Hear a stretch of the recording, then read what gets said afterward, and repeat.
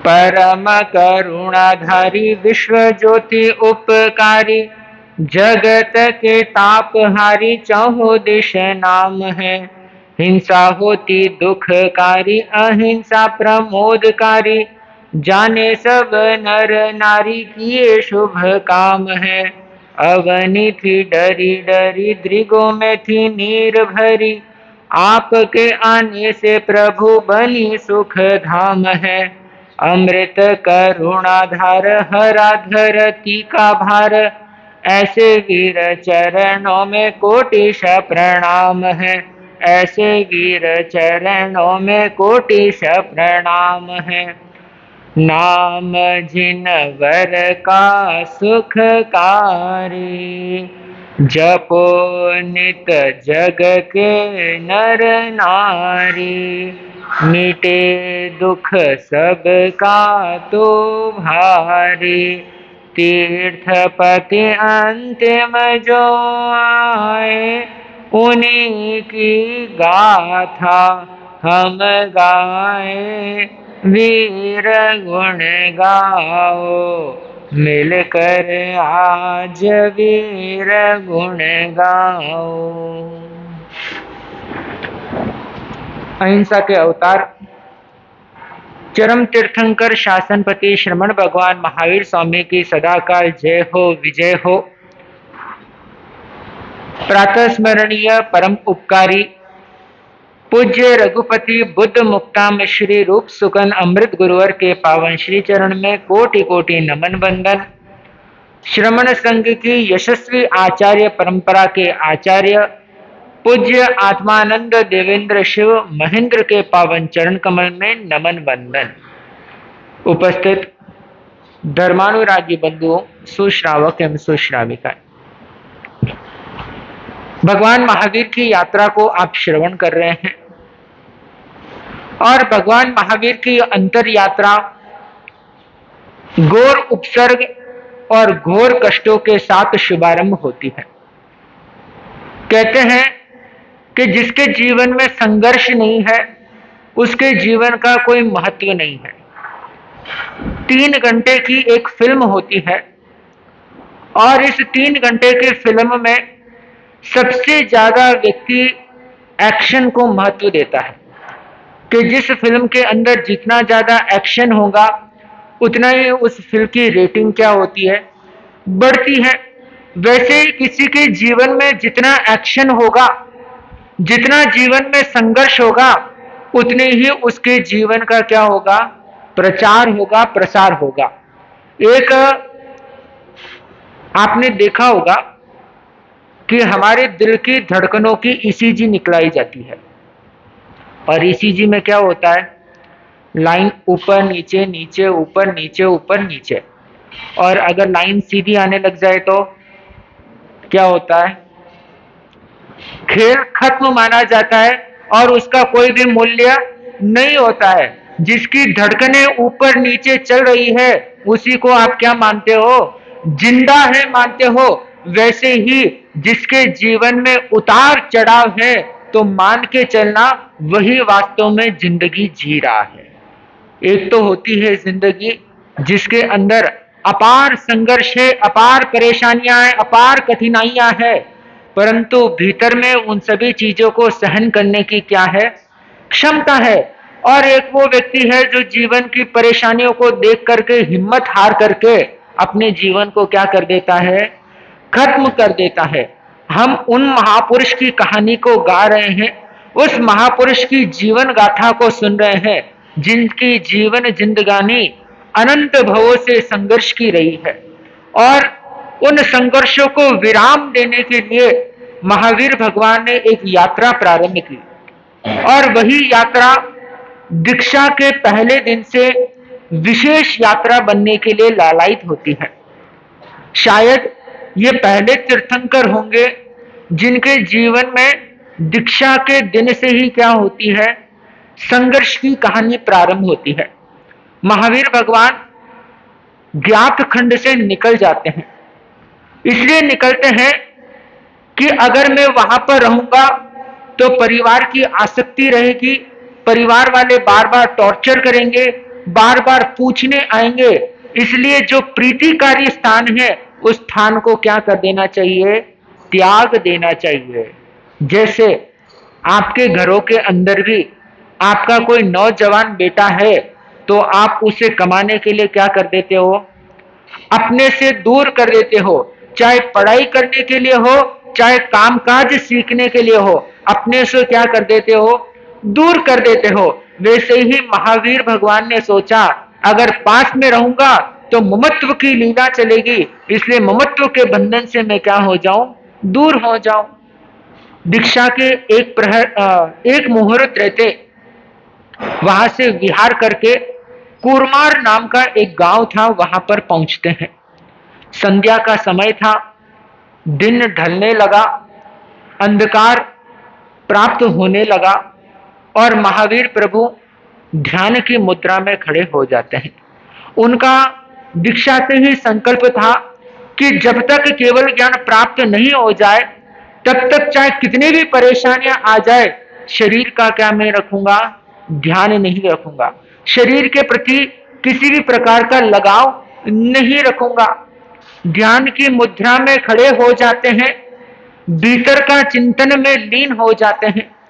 गांव का बाहर का दृश्य था, एक ग्वाला अपने बैल को लेकर के वहां पर आता है और महावीर को ध्यान की मुद्रा में देख करके उनसे कहता है, अरे बाबा ये मेरे बैल है, तुम इसका ध्यान रखना, मैं कीली लेना भूल गया हूं, इसलिए मैं खेतों में जाकर के क्या है वापस आऊंगा, तब तक तुम मेरे बैलों का क्या रखना, ध्यान रखना। महावीर भगवान अंदर में इतना उतर चुके थे कि बाहर क्या हो रहा है उन्हें कोई आभास नहीं था। किसने बैल छोड़ा, किसने क्या कहा, किसी विषय से उनका क्या नहीं था, संबंध नहीं था।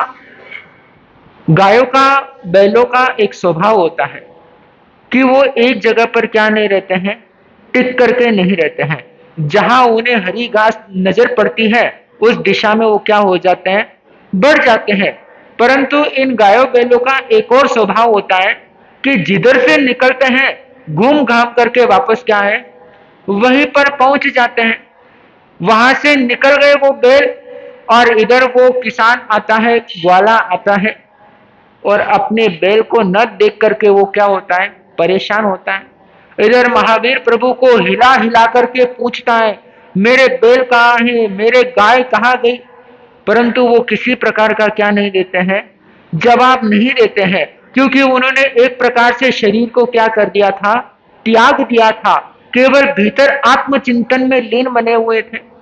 और इधर वो ग्वाला परेशान होकर के चारों दिशाओं में क्या करता है, बैलों को ढूंढने के लिए प्रस्थान करता है, खेतों में जाता है, वन में देखता है, पर कहीं भी उसको क्या है, बैल नजर नहीं आते हैं।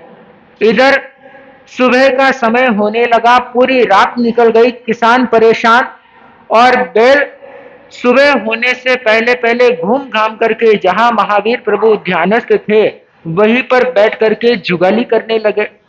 और इधर ये किसान ग्वाला घूम करके वापस सुबह के समय क्या है वहीं पर पहुंचता है और अपने बैलों को क्या देखता है, वहां पर बैठा हुआ देखता है।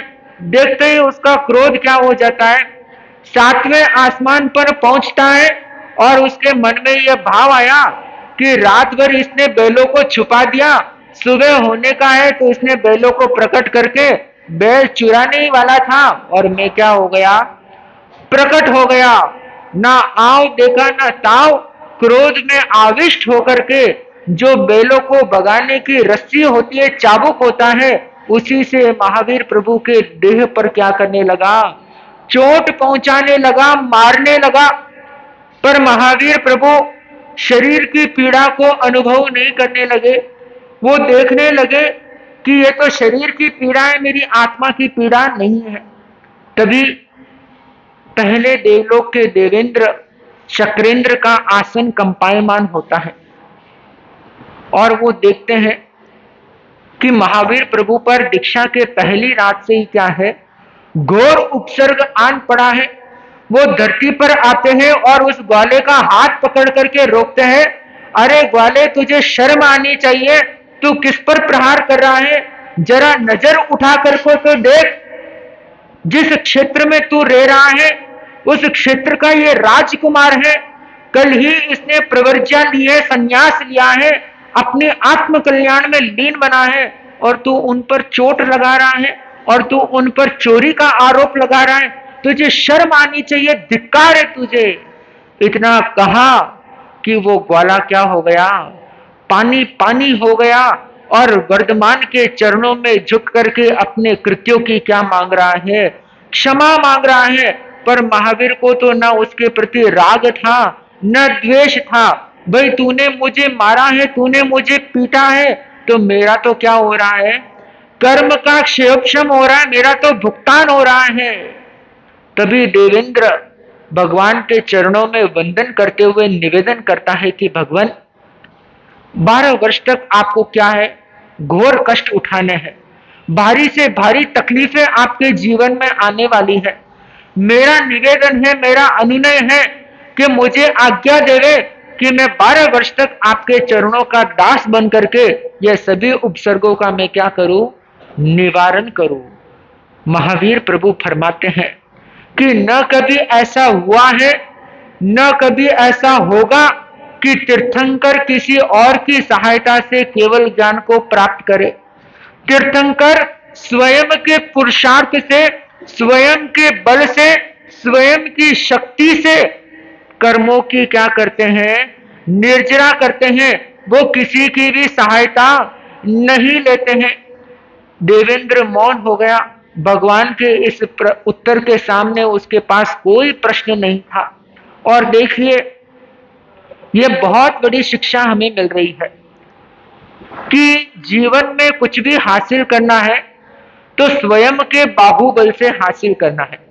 किसी और की शक्ति से, किसी और की सहायता से अगर कोई सफलता मिलती है तो इसमें किसी अन्य का श्रेय क्या हो जाता है, सम्मिलित हो जाता है।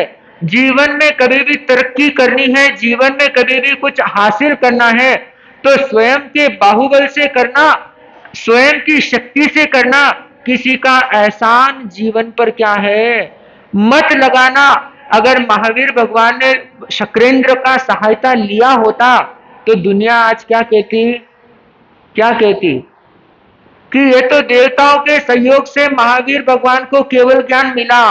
ठीक वैसे ही आप भी अपने जीवन में कोई सफलता हासिल करते हो तो दुनिया वाले कहेंगे इसको तो ससुराल वाले का सपोर्ट था, इसके तो माँ बाप बड़े मजबूत है, इसकी तो बहन बहुत अच्छी है, इसके दोस्त लोग बहुत सपोर्ट करते हैं। ध्यान रखना, ये जीवन में एक टैग मार्क होता है जो लग तो बहुत आसानी से जाता है पर जीवन में छूटना इसका क्या होता है, बड़ा मुश्किल और बड़ा तकलीफ वाला होता है। इसलिए ये प्रसंग हमें ये प्रेरणा देता है कि जीवन में कभी भी किसी का एहसान मत लेना। कुछ भी प्राप्त करना हो तो स्वयं के भरोसे प्राप्त करना। इंद्र के निवेदन से महावीर बड़े प्रसन्न होते हैं और उसे निर्देश देकर के क्या कर देते हैं, प्रस्थान करवा देते हैं। सुबह का भोर हुआ और महावीर भगवान उस कुरमार गांव को छोड़ करके आगे की ओर बढ़ जाते हैं। एक छोटा सा कोलाक सन्निवेश नाम का गांव आता है जहां पर 2 दिन का उपवास का पारणा करने के लिए महावीर प्रभु गोचरी के लिए पधारते हैं। घर घर की तलाश करते हैं। कोई कहता है हम दान नहीं देते हैं, कोई कहता है हमारे यहाँ पर आहार नहीं है, कोई कहता है हम भिक्षा नहीं देते हैं, कोई कहता है रसोई में टाइम नहीं हुआ है, कोई कहता है धन नहीं बना हुआ है। देखिए, संत आते हैं कल्याण करने के लिए, परंतु मनुष्य का दुर्भाग्य यह होता है कि वो अपने असुविधाओं में क्या हो जाता है, लीन हो जाता है।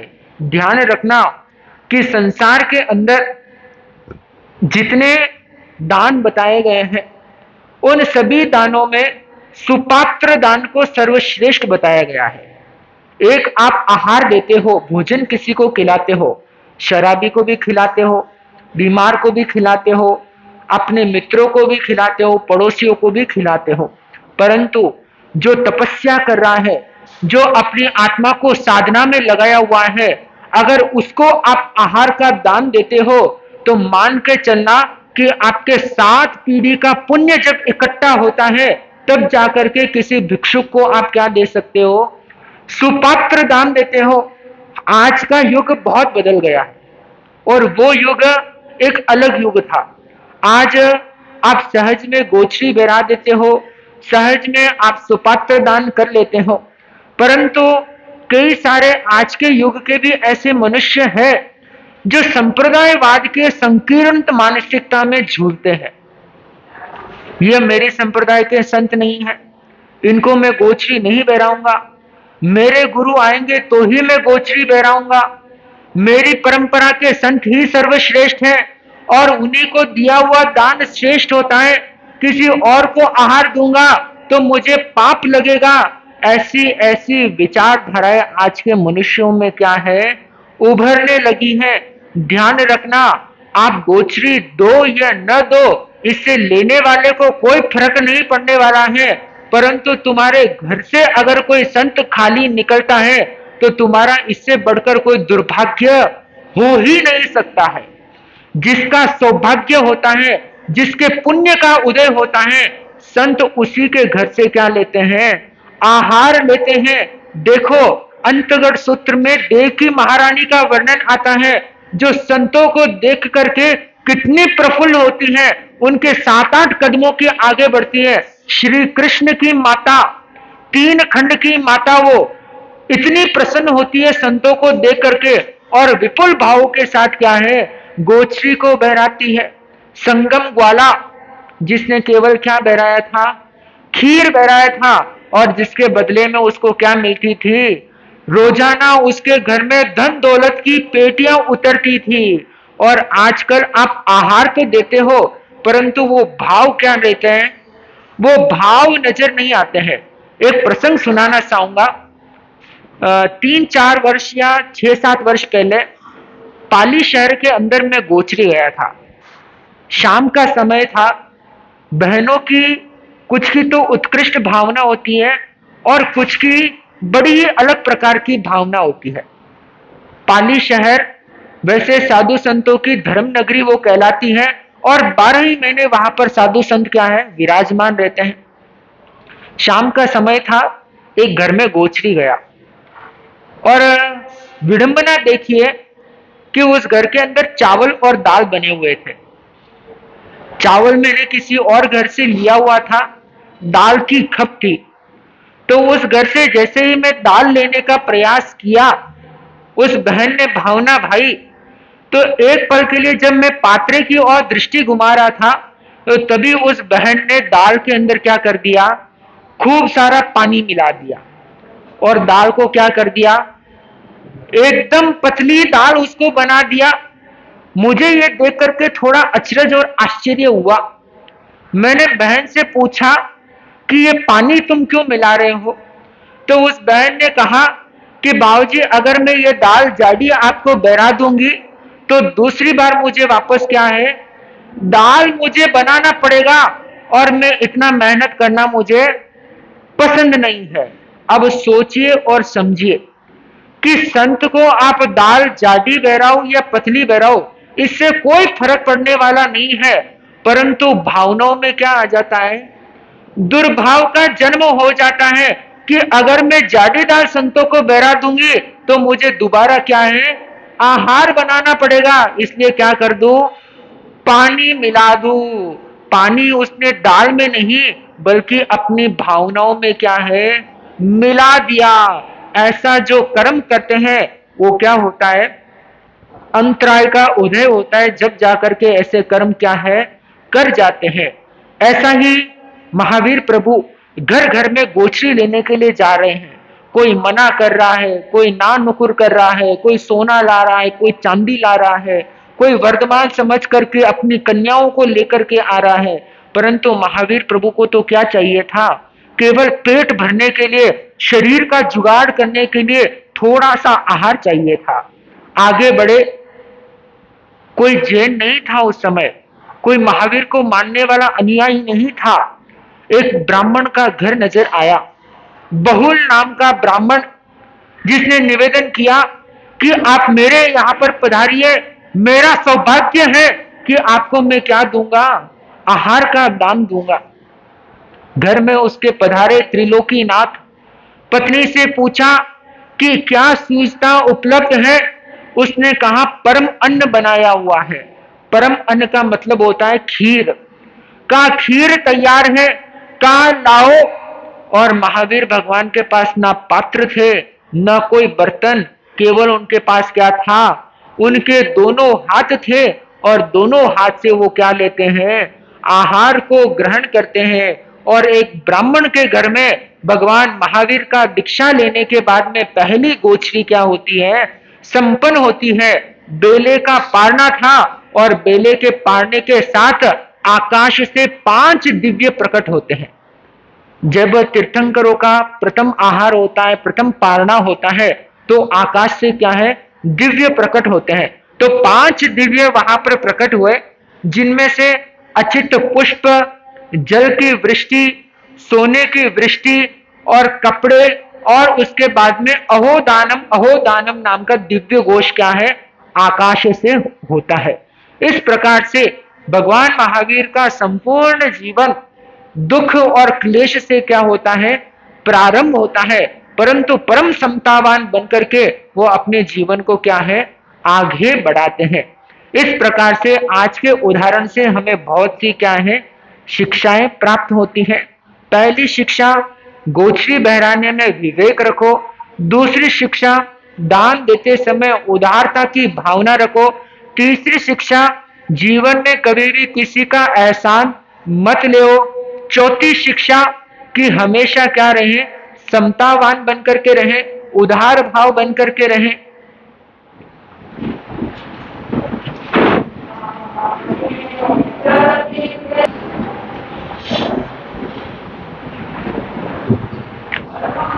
आज के इस उदाहरण से हमें क्या है, काफी सारे शिक्षाएं हमें प्राप्त होती है। और आज दूसरा प्रसंग क्या है, श्री कृष्ण का आज के दिन क्या हुआ था, जन्म हुआ था। श्री कृष्ण को अधिकांश व्यक्ति क्या मानते हैं, ये तो सनातन संस्कृति के क्या है, देवता कहलाते हैं। परंतु आपको पता होना चाहिए कि श्री कृष्ण जितने सनातन संस्कृति में पूज्य है, उससे कई गुना ज्यादा जैन धर्म के अंदर उनका क्या है, योगदान रहा है। और जैन धर्म के साथ उनका गहरा संबंध बना हुआ है। हमारे 22वें तीर्थंकर अरिष्ट नेमिनाथ भगवान, जिनके पिता थे समुद्र विजय, और समुद्र विजय के 10वें छोटे भाई थे वसुदेव, और वसुदेव के पुत्र कौन थे, श्री कृष्ण और अरिष्ट नेमि भगवान संबंध में आपस में क्या लगते थे, चचेरे भाई लगते थे। और श्री कृष्ण और अरिष्ट नेमि भगवान का घनिष्ठ संबंध अंतगढ़ सूत्र के अंदर क्या होता है, प्राप्त होता है। और जैन महाभारत के अंदर अरिष्ट नेमिनाथ भगवान, श्री कृष्ण और बलदेव, इन तीनों का विपुल वर्णन क्या है, त्रिषष्टि शलाका पुरुष चरित्र, षटखंडागम, इन सभी में क्या है, विपुल रूप से प्राप्त होता है। श्री कृष्ण को सनातन संस्कृति के अंदर कर्म योगी पुरुष के रूप में स्वीकार किया गया है। और जैन परंपरा के अंदर उनको सबसे बड़ा धर्म दलाल नाम से पुकारा जाता है, कि उन्होंने जैन धर्म की प्रभावना में जैन धर्म को आगे से आगे बढ़ाने में खूब उन्होंने क्या है, दलाली की थी। और भगवान अरिष्ट नेमि के परम अनुयायी बनकर के उन्होंने धर्म का व्यापक क्या किया था, प्रचार किया था, प्रसार किया था। और खूब उन्होंने अरिष्ट नेमि भगवान का क्या है, सेवा और भक्ति उन्होंने की थी। श्री कृष्ण भगवान का जीवन का जब हम चिंतन करते हैं तो बहुत बड़ी सीख हमें मिलती है। श्री कृष्ण भगवान का जन्म और उनकी मृत्यु बड़ी ही विकट परिस्थितियों में हुई थी। जन्म कहाँ हुआ, जेल के अंदर हुआ। ऐसी परिस्थिति कि माता पिता भी जेल में, स्वयं भी जेल में, ये उनके कर्मों का उदय था, इसलिए जन्म की स्थिति क्या थी, बड़ी ही विकट थी। परंतु देखो पुण्य का उदय ऐसा हुआ कि यमुना नदी के क्या हो गए, द्वार खुल गए और राज घराने का नव युवक गोपाल गोकुल के अंदर क्या है, यशोदा के हाथ से बड़े ही प्रफुल्लित होते हैं। आज दुनिया के अंदर जितनी भी नारियां हैं, जितनी भी स्त्रियां हैं, वो अपने संतान को कन्हैया के दृष्टिकोण से, कान्हा के दृष्टिकोण से क्या है, देखती है। यानी कि प्रत्येक माता की यह अभिलाषा होती है कि उसका पुत्र श्री कृष्ण की तरह क्या है, लीलाएं दिखाए, श्री कृष्ण की तरह बाल अटखेलियां खेले। दुनिया के अंदर वैसे तो बहुत से जीवन चरित्र प्रसिद्ध है, परंतु श्री कृष्ण की बाल लीलाओं का वर्णन क्या है, बड़ा ही अद्भुत है और रस प्रधान है। श्री कृष्ण जब छोटी उम्र से युवा अवस्था में पहुंचे, 16 वर्ष की जब अवस्था में पहुंचे, तब उन्होंने अपने माता पिता को क्या किया, बंधन मुक्त किया और कंस का वध करके पूरे देश में अंदर क्या है, शांति का साम्राज्य उन्होंने स्थापित किया। और समय आने के बाद में जरासंध का प्रतिकार करते हुए उन्होंने द्वारिका नगरी का भी क्या किया, निर्माण किया। और विशाल द्वारिका नगरी के अंदर उनका पूरा राज्य का क्या है, संचालन चलता रहा। यही श्री कृष्ण वासुदेव, इनका पूरे जीवन का अगर वर्णन करे तो 4 महीने का समय भी हमारे लिए क्या होगा, बहुत कम होगा।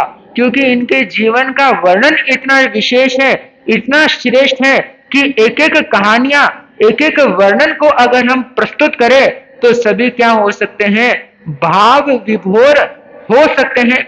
यही श्री कृष्ण का एक प्रसंग आपको ध्यान में होगा कि जब द्वारिका का विनाश हुआ तो खाली 2 भाई क्या है, श्री कृष्ण और बलदेव, बलभद्र द्वारिका से निकलते हैं। जंगल के अंदर पांडु मथुरा की ओर जाने के लिए एक वन के अंदर वो ठहरते हैं। पीतांबर वस्त्र को धारण करके सोते हैं और अपने ही कौटुंबिक पुरुष जरा कुमार के एक छोटे से बाण लगने से उनकी क्या हो जाती है, मृत्यु हो जाती है, अवसान हो जाता है। एक प्रसंग को आप देखिए कि जिसका पूरा जीवन एक शान शौकत ठाट बाट के साथ बीता।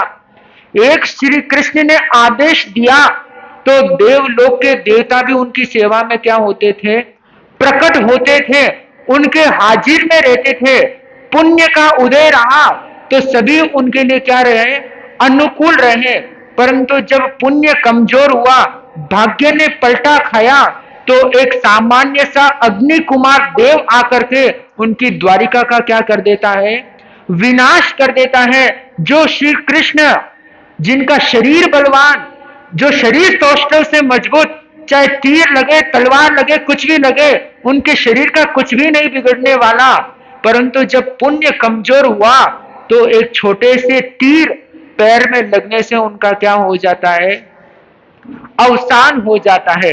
यह सीख हमारे लिए इसलिए आवश्यक है कि जब पुण्य जोर में होता है तब हम क्या होते हैं, शिखरों पर चढ़ते हैं, आसमान पर चढ़ते हैं, और उस आसमान पर चढ़ करके हम वापस पुण्यों का क्या नहीं करते हैं, बंद नहीं करते। यानी अच्छी पोजीशन में आने के बाद हमारे में अहंकार, घमंड, नाना प्रकार की बुराइयां आ जाती हैं और अहंकार के झूले में झूल करके हम किसी को भी क्या नहीं समझते हैं, कुछ भी नहीं समझते हैं। पर ध्यान रखना कि जब पुण्य कमजोर होगा तो आसमान में चढ़ा हुआ आदमी भी नीचे क्या है, उतर जाएगा। श्री कृष्ण के जीवन से ये अनमोल शिक्षा हमें प्राप्त होती है।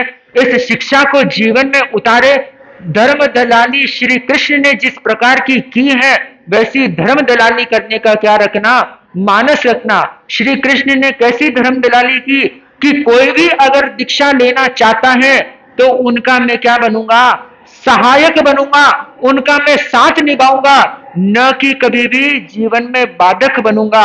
आप भी आज ये संकल्प लेना कि अगर परिवार में कोई भी अगर दीक्षा लेता है तो उसका हम साथ निभाएंगे, न कि उसके जीवन में कभी भी कांटे का काम करेंगे।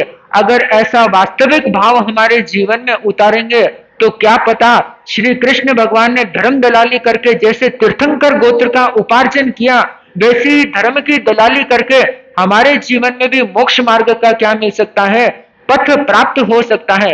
इसी प्रकार श्री कृष्ण कर्म योगी के जीवन के हर एक रहस्य को जानते हुए उनके जीवन के गुणों को अपने जीवन में उतारेंगे तो हमारे जीवन में भी बहुत बड़ा बदलाव आ सकता है। इसी के साथ बोलिए श्रवण भगवान महावीर स्वामी की।